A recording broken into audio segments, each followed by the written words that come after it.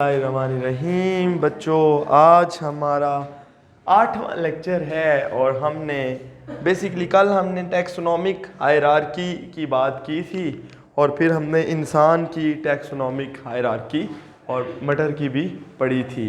और आज हम जिस चीज़ के बारे में बात करने जा रहे हैं हम पहले बात कर चुके हैं, लेकिन अगर आप गौर करें तो टैक्सोनॉमिक हायरार्की को आप थोड़ा सा रिवाइज कर लेना। तो सबसे ऊपर क्या होते हैं? किंगडम के अंदर बहुत सारे फाइलम के अंदर क्लासेस के अंदर ऑर्डर्स के अंदर फैमिली। आहिस्ता आहिस्ता ये रिकॉर्ड हो रहे हैं, ठीक है। तो उसके अंदर फैमिलीज, फिर फैमिलीज के अंदर जेनरा, एक बेटा जीनस कहते हैं और एक से ज़्यादा को जेनरा, ठीक है। और उसके एक जीनस के अंदर बहुत सारी स्पीशीज़ होती हैं। तो मैंने कहा था कि कल भी आपको बताया था, स्पीशीज़ जो है वो बेसिक यूनिट ऑफ क्लासिफिकेशन है। सबसे जो बेस है, एक स्पीशीज से नीचे ग्रुप एक और चीज़ होती है, उसे सब स्पीशीज कहते हैं, पर वो हमारे इस लेवल की बात नहीं। वो फिर बेसिकली क्या होता सारा कुछ सेम है, बस जीनेटिक्स में थोड़ी सी तब्दीली आती है और फिर वो एक स्पीशी के अंदर वो थोड़ी सी तब्दीलियाँ आ जाती हैं विद इन अ स्पीशी। तो वो हमें उससे इतना लेना देना नहीं है, लेकिन हम जो बात करेंगे वो है species, the basic unit of classification. सबसे बेसिक यही है, सही है। एक स्पीशी के अंदर अगर आप कह देंगे कि ये 50,000 ऑर्गेनिज्म एक ही स्पीशी के हैं, तो they will have the same structure, they will have almost the same genetics, they will perform the same function, same chromosome number. अगर वो नॉर्मल है, अगर वो एबनॉर्मल है तो वो अलग बात है। तो वो सेम क्रोमोसोम नंबर, उनका बिहेवियर भी तकरीबन, जो बेसिक इंस्टिंक्टिव बिहेवियर होता है वो भी तकरीबन एक दूसरे से मिलता जुलता ही होगा, सही है। जो इंस्टिंक्ट्स होते हैं, इंस्टिंक्ट से मुराद है कि इंसान खाता है तो मुंह के रास्ते ही खाता है ना, कोई नाक में तो या कान में तो खाना नहीं डालता ना। अभी आलू मटर भला बंदा कान में डाले अच्छा लगता है? अच्छा, तो जो स्पीशी की अगर हम बात करें ना, तो हम कहेंगे this is the basic unit of classification. ये आप डेफिनेशन, अगर वैसे भी कई जनरली भी स्पीशी की डेफिनेशन आ जाए तो उसके नीचे ये वाला लफ्ज़ लिख देना, अच्छा है ये लाइन, ठीक है। तो डेफिनेशन क्या है बेटा? The group of the living organisms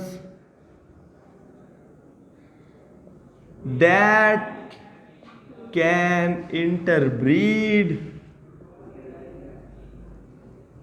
naturally and produce fertile offspring। बेटा ये वाली बात बड़ी दफ़ा मैं आपको बता चुका हूँ, लेकिन ये देखें, इसमें 3 इंपॉर्टेंट पॉइंट हैं अगर आप गौर करें तो। एक तो ये जिंदा जानदारों का एक ग्रुप है, दूसरा इंटरब्रीड नेचुरली कर सकते हैं, और फर्टाइल ऑफस्प्रिंग, उनसे जो औलाद पैदा होती है वो भी आगे औलाद पैदा करने की सलाहियत रखती है, ठीक है जी। और अगर आप गौर करें तो they are reproductively isolated from all other species. ये हमें समझ आ गई भी। All the human beings are reproductively isolated from all other species. गाय उनकी अपनी स्पीशी है, बकरी उनकी अपनी स्पीशी है। हाँ, बकरियों के अंदर वैरायटीज़ हैं, लेकिन गाय की जो उसे क्या कहते हैं, बेसिक जो स्पीशी है वो सेम है। उनका जो जितनी कैरेक्टरिस्टिक्स हैं, क्रोमोसोम नंबर है, जेनेटिक्स है, सेल टाइप्स हैं, फंक्शन है, स्ट्रक्चर है, एम्ब्रियोलॉजी है ना। एम्ब्रियोलॉजी क्या आपको पता ही है, वो सारी चीज़ें तकरीबन, यानी हर स्पीशी का, बेटा किताब में एक बात लिखी हुई है, every species has a specific structural and आगे फंक्शनल, आगे क्या है, इकोलॉजिकल। इन्वायरमेंट के अंदर वो एक ही तरह का खाना खाते हैं। अब कोई ये तो नहीं कि कोई बकरी का मैं तो वेजिटेरियन नहीं है, मैं तो वो खाना है, दूसरा खाना है, वो मैंने नॉन वेज खाने वाला अच्छा लगता है ना। तो इकोलॉजिकल यानी अगर एक बकरियां, एक स्पीशी के जितने लोग होंगे वो एक जैसी खुराक खाएंगे, या खाएंगे नहीं तो खा सकते होंगे। आप इंसान हैं, हमें पसंद नहीं आता कि हम कोई एक सब्जी फर्ज किया हमें पसंद नहीं आई, तो इसका मतलब ये नहीं है कि हम वो खा सकते नहीं हैं या वो हमारे लिए नुकसानदेह, ऐसा नहीं होता। एक स्पीशी, ठीक है, इकोलॉजिकल, एक ही तरह से वो रहते हैं। ये नहीं कि भाई कोई मतलब जो है फिश है तो वो कहे कि नहीं मैं तो ज़मीन पे रहना है, मैं तो इधर, मेरा तो अपना घर बना दो इधर, अच्छा लगता है, वो पानी में रहेंगी, सही है। तो इसे कहते हैं इकोलॉजी का। इकोलॉजी आपने लफ्ज़ सुना है, पढ़ा, इकोलॉजी इन्वायरमेंटल बायोलॉजी को कहते हैं। तो उसका इन्वायरमेंट के साथ जो ताल्लुक है वो हर उस स्पीशी के हर इंडिविजुअल का तकरीबन सेम है, समझ गए। इन्वायरमेंट में जो उसका रोल है ना, बकरियों का रोल है घास खाना और गोश्त पैदा करना, दूध पैदा करना, किसी और की खुराक बनना वगैरह वगैरह, ठीक है। तो ये जो भी उनका रोल है इन्वायरमेंट से, वो जो चीज़ लेते हैं और जो चीज़ देते हैं, वो उस स्पीशी के, चाहे वो यहाँ पे हों चाहे वो कहीं और पे हों, जिधर भी होंगे उनका यही रोल होगा, वो कोई डिफरेंस नहीं होगा। इसके अलावा बेटा उनकी अपनी ही एम्ब्रियोलॉजी होती है। याद रखिएगा, एक स्पीशी के जितने इंडिविजुअल होते हैं, एक स्पीशी के जितने इंडिविजुअल होते हैं, वो अपनी डेवलपमेंट के दौरान 100% सेम बिहेव करते हैं, सही है। कोई दिनों का, वक्तों का थोड़ा बहुत फ़र्क आ जाता है, पर उनकी डेवलपमेंट बेटा, इंसान जो है वो 6ठे दिन पे ही इम्प्लांट होता है।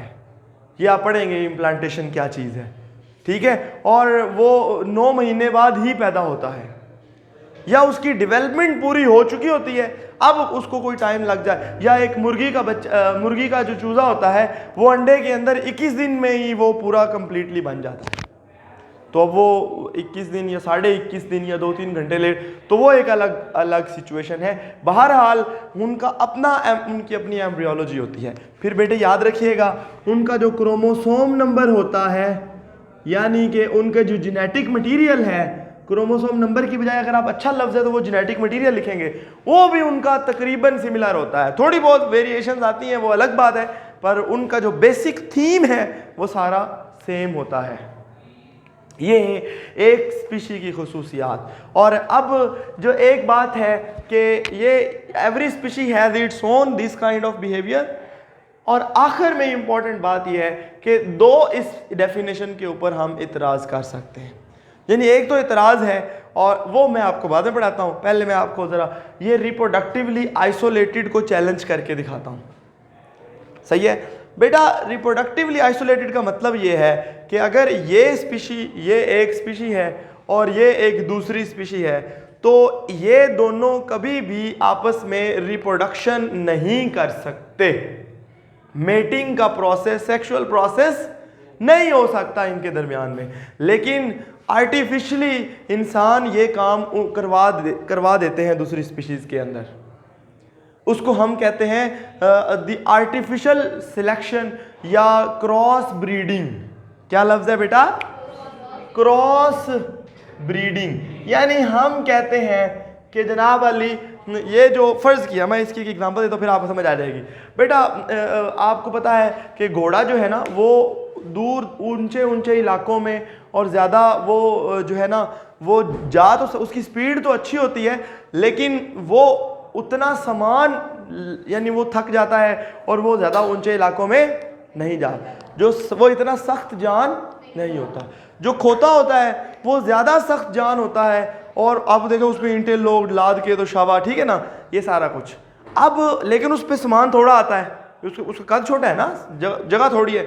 अब कई तो फौज को कई सामान ऊपर इलाकों में लेके जाना होता है, जहाँ या तो हेलीकॉप्टर जा सकते हैं, तो कोई रोड नहीं है, तो कोई और तरीका नहीं है, मशीनरी भी नहीं जा सकती, या पहाड़ों के अंदर छुपे छुपे जगहों के ऊपर लेके जाना होता है। तो वहाँ पे ये चीज़ों को जो है वो खींचने के लिए उनको, वो गधा भी उतना सामान नहीं लेके जा सकता था और घोड़ा इतना सामान खींच नहीं सकता था।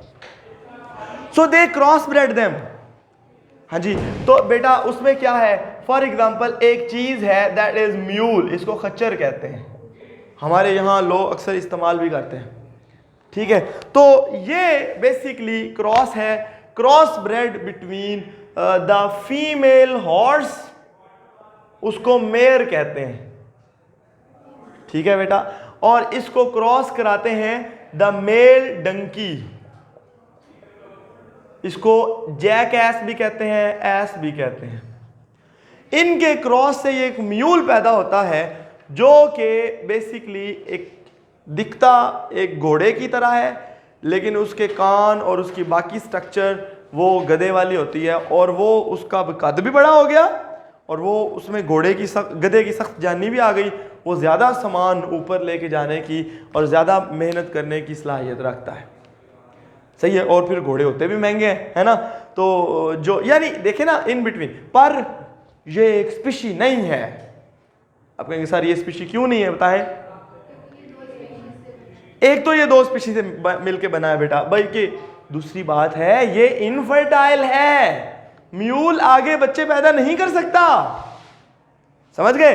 तो हमने तो बात की फर्टाइल ऑफस्प्रिंग की, तो ये ऐसी बात नहीं है। तो आप शॉर्ट क्वेश्चन आता है, what do you know about the mule. तो mule is a cross between the female horse and the male donkey and it is infertile, so it is not considered as a species. ये तो इंसानों ने बस अपने भले के लिए, अपने फायदे। इसी तरह एक और क्रॉस भी होता है, वो इसका उलट है, यानी female donkey and male horse, इसको स्टैलियन कहते हैं, इसको जेनी कहते हैं, ठीक है। इनके क्रॉस से एक चीज प्रोड्यूस होती है हिनी, वो फीमेल अपीयरेंस की होती है, लेकिन वो भी इनफर्टाइल होती है। म्यूल जो है वो मेल अपीयरेंस का होता है, जो हिनी है वो फीमेल अपीयरेंस की होती है। अपीयरेंस उसकी इस तरह की होती है, पर ये शी इज आल्सो इनफर्टाइल, तो they are not considered as a species because दूसरी बात क्रोमोसोम नंबर का भी फर्क है। सही है।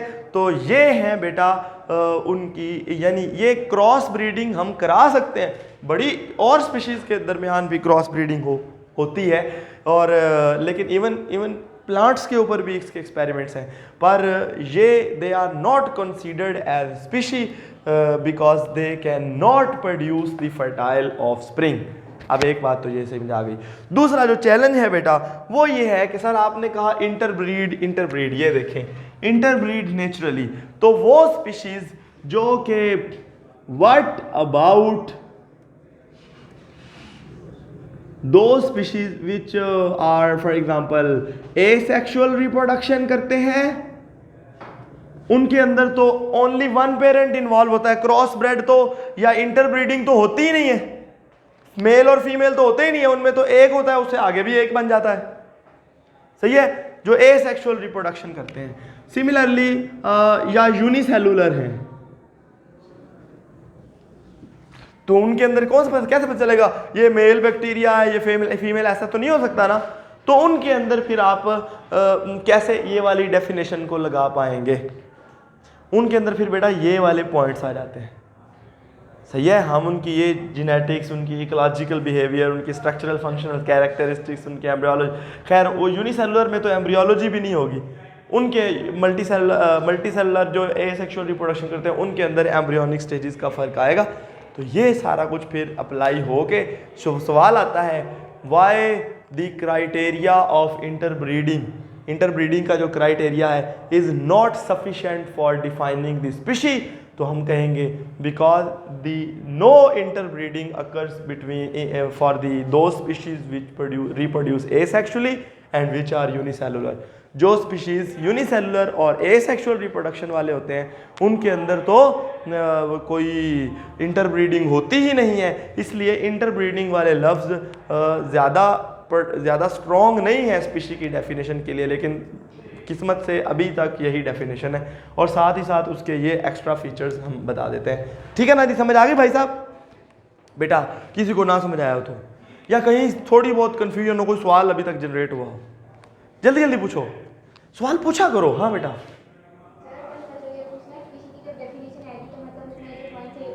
हाँ, अगर आप वैसे डेफिनेशन आ जाए तो यहाँ से लेकर यहाँ प्लस ये अगर आप लिख दें तो इनफ है। पर अगर आप ये लिख देना कि they are reproductively isolated and they have the, एक ही लाइन में जिस तरह किताब में लिखा structural, ecological, embryological and the genetic, तो वो जो है ज़्यादा पावरफुल आंसर बनता है। ठीक है जी। तो उसके बाद है बच्चों, ये तो हमने देख लेना है कि ये यहाँ तक इसका कंप्लीट हो गया। अब हम आगे चलते हैं, तो that is the history of classification system. क्योंकि हमने ये चैप्टर में टैक्सोनॉमी और क्लासिफिकेशन को डील करना है, स्पीशीज तो दरमियान में एक बाय द वे आ गई थी बात। तो जो हिस्ट्री है, जिन साइंसदानों ने पहले इस पे काम किया है और पहले कितनी तरह के क्लासिफिकेशन सिस्टम बनाए गए थे या बनाए गए हैं, तो उनके बारे में हमें थोड़ा बहुत इल्म होना चाहिए। एक तो ये ट्रिब्यूट हो जाता है उन साइंसदानों को जिन्होंने इस पे काम किया है, और दूसरे नंबर पे ये हमें पता चलता है कि ये इस तरह से काम होता आया, क्या पता कोई ना कोई हिंट मिल जाता है। तो जो तो बेटा इसमें साइंसदानों का है, तो राइट फ्रॉम एरिस्टोटल जो उसने दो तरह के ऑर्गेनिजम्स को डिफाइन किया था कि जी प्लांट्स और एनिमल्स, किताब में लिखा है बेटा। उसके बाद फिर वो आ जाता है अबू उस्मान उमर अल जाहिज, उन्होंने आंट्स यानी कीड़ियाँ जो हैं कीड़े मकोड़े, उनकी ज़िंदगी के ऊपर एक किताब लिखी थी कि वो किस तरह से रहते हैं, क्या बिहेव करते हैं, जो भी उनको। उसके अलावा फिर इब्नुर रुश्द थे, उन्होंने अरेस्तु की किताब का तर्जमा किया था द एनीमा का, ठीक है, द रूह, ठीक है, तो उसका जो है उन्होंने तर्जुमा किया था। इसके अलावा और बेटा मुख्तलिफ साइंसदान हैं, नीचे आपके सामने एक पूरी टेबल बनी हुई है, ठीक है, एंड्रिया सिजाल पिनो, जॉन रे, फला फला फला एंड का, ये सारे के सारे जो आप ये सिर्फ याद करने की बातें हैं, इसमें कोई साइंस बड़ी नहीं है। तो you have to read them and आपने याद करने हैं, क्योंकि इसमें से MCQ बन जाता है, सही है। बस ये अब हम मेन चीज़ पे जो जिस पे हमें आना चाहिए उस पे आते हैं। बेटा सदियों से जो क्लासिफिकेशन थी ना, वो मैंने कहा जिस तरह अभी तक आपने कहा अरस्तु के ज़माने से कि चला आ रहा था। अरस्तु एक ग्रीक फिलोसोफर था, ये तब की बात है जब ग्रीक्स दुनिया पे राज करते थे। तो जो अरस्तु की उस वक्त से लेकर अब बड़ी देर तक सिर्फ दो किंगडम बने आ रहे थे। एक का नाम था किंगडम प्लांटी और दूसरे वो जो थे जो देवर कॉल्ड किंगडम एनिमेलिया। तो बच्चों जो इधर एक काली मार्कर भी थी, हाँ, सो जो किंगडम प्लांटी थे बेटा, दे वर ऑटोट्रॉफ। वैसे तो कल की फर्स्ट ईयर की क्लास के साथ आपको ये लेक्चर लेना चाहिए था, क्योंकि उनको भी यही पढ़ाया था कल। तो दे वर ऑटोट्रॉफ प्लांटी, और जो एनिमेलिया वर हेट्रोट्रॉफ। तो अब आपको पता होना चाहिए, क्योंकि आपने वैसे 8वीं क्लास में ये पढ़ा हुआ है, ऑटोट्रॉफ क्या होते हैं, which can prepare their own food, अपनी खुराक खुद बनाते हैं, by from inorganic substances. Inorganic substances से बच्चों वो अपनी खुराक खुद बनाते हैं, ठीक है जी। और जो एनिमेलिया हैं, एनिमल्स थे, वो उस वक्त के हेट्रोट्रॉफ थे। दे can not produce, they use the prepared food. अच्छा बच्चों, अगर आपने ये पढ़ना हो ना ज़्यादा डिटेल में, क्योंकि आपकी किताब में जितना दिया हुआ है वो, तो आप फर्स्ट ईयर वाला लेक्चर ऑनलाइन पढ़ लेना, कल वाला जो कल हुआ था। तो उससे क्या होगा कि वो आपको उसमें फिर आपको मजीद डिटेल्स भी, मैं कोशिश करूँगा सारी बातें बता दूँ, पर कोई चीज़ रह भी जाती है, क्योंकि आपकी किताब में जितना लिखा फिर उसके हिसाब से लेना देना है। तो autotrophs they prepare their own food, heterotroph they can not prepare their own food and they get the prepared food and eat that. बस उस वक्त ये दो जो थी ना वो चीज़ें थी। लेकिन ये बड़ी पुरानी क्लासिफिकेशन चली आ रही थी शुरू से। फिर बेटा कुछ ऑर्गेनिजम्स ऐसे थे जिनकी जगह ना तो इधर बनती थी ना इधर बनती थी, सही है। फॉर एग्जाम्पल इसकी मतलब ये है, मैं आपको एग्जाम्पल दे देता हूँ, आपको समझ आ जाएगी। तो ये बेटा एक जो था ना, फर्ज किया यूग्लिना। यूग्लिना एक ऐसा ऑर्गेनिज्म है बच्चों जो कि बेसिकली, सही है, और वो जो है वो फोटोसिंथेसिस भी कर सकता है, वो ऑटोट्रॉफ भी है और हेट्रोट्रॉफ भी है। उसकी सेल वॉल नहीं होती, हालांकि प्लांट्स की सेल वॉल होती है। तो यानी खुदारा मिला ना मिसाले से, ना इधर के रहे ना उधर के रहे, वो इधर का भी नहीं है और इधर का भी नहीं है। और ये तो एक एक्सेप्शन थी, इसी तरह के और बहुत सारे ऑर्गेनिजम्स भी थे जिनकी जगह ना तो इधर बनती थी ना उधर बनती थी, पहली बात। और दूसरी बात एक आपने याद रखनी है, यानी पहला इतराज क्या था इसके ऊपर बेटा, ये देखना इसमें आ रहा है, ठीक है। ऑब्जेक्शंस मैं बेटा साइड पे लिख देता हूं, ये सिर्फ समझाने के लिए है। पहला इतराज जो था वो था कि आप बताएं जनाब कि एक तो यूग्लिना लाइक ऑर्गेनिज्म को आप कहाँ रखेंगे, क्योंकि इनकी तो जगह कहीं नहीं बनती, और दूसरे नंबर पे ये के खैर वो मैं अभी आपको बाद में बताता हूँ। यूग्लिना लाइक ऑर्गेनिजम्स बेटा ये थे, और दूसरे नंबर पे ना उस वक्त जो बैक्टीरिया थे, जो फंजाई थे, वो किंगडम प्लांटी का हिस्सा थे, ठीक है, यानी प्लांटी ये था और ये थे। तो कुछ जो लोगों थे उन्होंने इतराज़ किया, कैसे इतराज़ किया वो मैं अभी आपको बताता हूँ। लेकिन यूग्लिना जो था ना, इनको जगह देनी, इस तरह के ऑर्गेनिज्म को सबसे पहले जगह देनी ज़रूरी थी। तो वो जो था ना, वो एक साइंसदान था अर्नस्ट हैकल, ठीक है, उन्होंने एक किंगडम तीसरा जो है इंट्रोड्यूस करवाया, जिसको किंगडम पर्टिस्टा का नाम दिया गया। कब इंट्रोड्यूस कराया ये भी एमसीक्यू आता है, 1866 में, ठीक है बेटा। तो जो है यूग्लिना लाइक ऑर्गेनिजम्स को डिफाइन करने के लिए उन्होंने ये 3 किंगडम, 2 किंगडम पहले थे, उस पे जो इतराज लगा, उसकी इतराज की बुनियाद पे एक तीसरा किंगडम वजूद में आ गया।